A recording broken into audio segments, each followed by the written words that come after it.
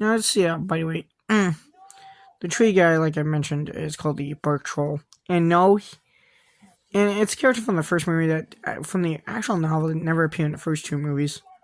I think due to like effects, technical problems or something. I don't know. He, he's like basically he's like one of those characters that just didn't appear in the first, and basically he kind of like a more silly version. Kind of looks like Treebeard from Lord of the Rings on a budget, really. This was before Lord of the Rings, of course. So yeah, and it kind of looks like something out of Power Rangers. That's kind of what Fantasia looks like in this movie. It kind of looks like stuff rejected from a Power Rangers episode this time around. I don't know if the filmmakers of this movie were watching Power Rangers and were like, hey, we need something to look like that. Because the puppets were done by Jim Henson, yet they don't. They're actually kind of detailed, but they don't look like something that Jim Henson would have built, company would have built. It kind of looks like something that you could have found on something off of Power Rangers. I swear to God, it does. It's kind of what this movie kind of feels like. It feels something like stuff whipped out of a Power Rangers episode rather than a never-ending story movie. I'm guessing it just didn't really have the budget to really do as good of a job on this movie as the first two movies. Which when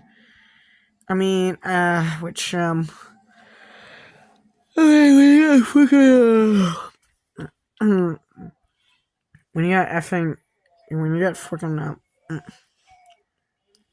now, there's this kind of spark effects. And a bow troll is basically, it's kind of a detailed looking puppet. And that's Falcor, where, again, he sounds completely different. Here, it sounds a little bit more sillier this time around. As Remember Laugh for Life pointed out as our rant, has everyone seen Remember Laugh for Life's rant of this movie? He tore this movie to shreds. He thought this movie looked absolutely cheap as fuck. Yeah, I think he said this movie looked really fucking cheap for a kids movie. He felt it looked like something that would have been.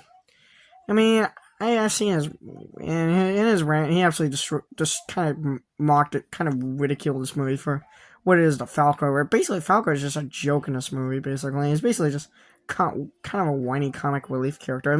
He's not the wise, happy-go-lucky, mighty steed that Atreyu and Bastion had in the first two movies. Here's basically just some comic relief character. Compared to here, this Never Short Tour is running with Bastion. And compared